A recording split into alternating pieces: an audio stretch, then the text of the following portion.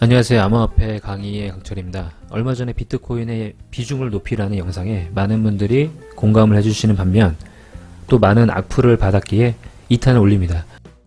제 영상에 대해서 반대의 말이 있다면 그에 따른 댓글을 달면 되는데 알트를 비난한다는 인신공격 그리고 이런 사기 왜 하냐는 말부터 비트코인 떨어지는데 왜 매수하냐 라는 말까지 참 다양한 댓글들이 많아서 영상을 정리해서 올려드립니다. 일단 영상의 포커스를 먼저 올리겠습니다. 영상 보지도 않고 욕하시는 분들이 많아서 시작부터 이렇게 올려놔야 될 것 같습니다. 첫 번째 이 영상의 제목을 봐주세요.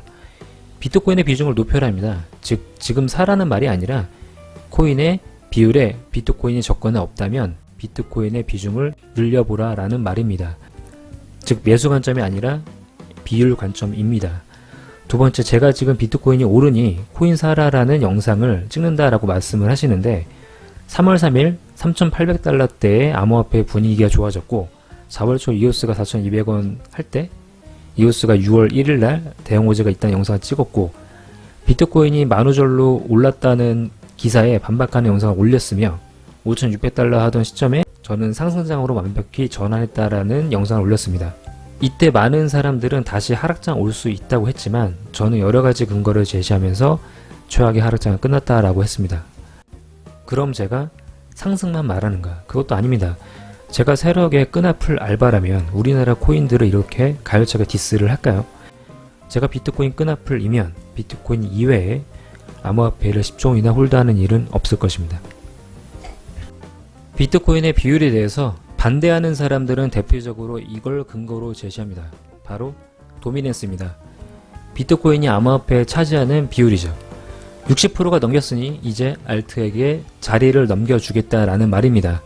어찌 보면 그럴듯해 보이지만 또 어찌 보면 매우 단순한 생각입니다. 세계의 경제의 흐름을 분석할 때 미국에게 패권이 더욱 넘어갈 경우 이제 주변국들이 커지겠네 라는 생각을 하시나요?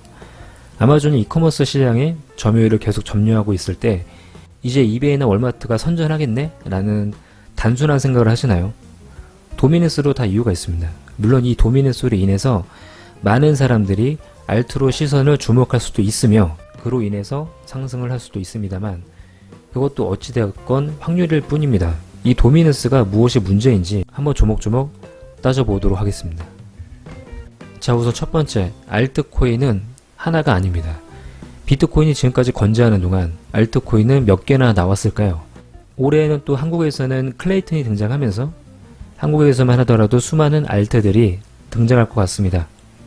전 세계적으로 알트코인은 2,000개가 넘게 있습니다. 오늘도 알트코인이 새로 생겨날 수 있는 것이죠. 즉 비트코인의 도미넌스라고 하는 것 이외의 알트는 그 좁은 공간에서 서로 간에 땅 따먹기를 계속하고 있는 것입니다. 심지어 스테이블 코인들이 꽤 많이 등장했는데 비트코인의 도미넌스는 전혀 줄고 있지 않고 있습니다. 이건 뭘 뜻하는 것일까요? 알기 쉽게 커피숍으로 예를 들어보겠습니다. 비트코인을 커피숍의 끝판왕인 스타벅스로 대입해 볼게요. 스타벅스가 한국 땅에 런칭한 이후부터 매년 꾸준히 매출이 증가 추세를 보이고 있습니다. 스타벅스를 잡기 위해서 한때 카페베네가 폭발적인 성장을 했으나 바퀴베네라고 하면서 현재는 폭망 중이고 다른 커피숍도 스타벅스와 비교는커녕 이 모든 커피숍을 모두 데려와서 스타벅스와 붙여야 할 만할 것 같습니다. 타멘탐스 같은 커피숍이 새로 런칭된다면 스타벅스에게 과연 피해가 갈까요? 이렇게 생각하는 사람들은 거의 없겠죠. 스타벅스 같은 곳은 거들떠도 안 볼 것입니다. 등장하면 비슷한 수준의 다른 커피숍이나 위험할 뿐이죠. 결국 1위라는 놈 이외에 남은 공간을 수많은 커피숍끼리 싸우는 것입니다.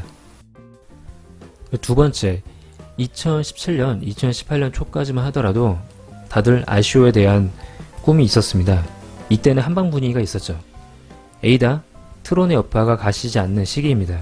하지만 그 한방이 이제는 현실이 되면서 예전같이 비현실적인 펌핑은 이루어지지 않고 있으며 비앱들은 하나둘씩 망해가고 있습니다. 디앱들의 몰락은 플랫폼 코인의 위험과 직결됩니다. 수많은 디앱들은 현재 자체적인 메인넷을 만들려고 하고 있고 이마저도 못하는 업체들은 사실상 사망 선고를 하기도 합니다. 암호화폐 시장은 타노스의 핑거 스냅을 한 것 마냥 불과 1년 만에 정말 반 정도가 순식간에 사라져버린 것이죠. 그래서 한때 가능성으로 몰린 DF 열풍이 정말 닷컴 버블 마냥 끝나버렸고 수많은 사람들 머릿속에 다시는 ICO를 하지 않겠다라는 각오가 가득합니다. 결국 올해의 장은 도미넨스가 더 올라가도 이상할 것이 없는 장입니다. 수많은 알트코인의 시총을 수많은 사기 프로젝트가 자금을 쭉 빨아먹어 버린 것이죠. 세 번째, 코인의 가격에서 가장 중요한 요인은 무엇일까요? 바로 트렌드입니다.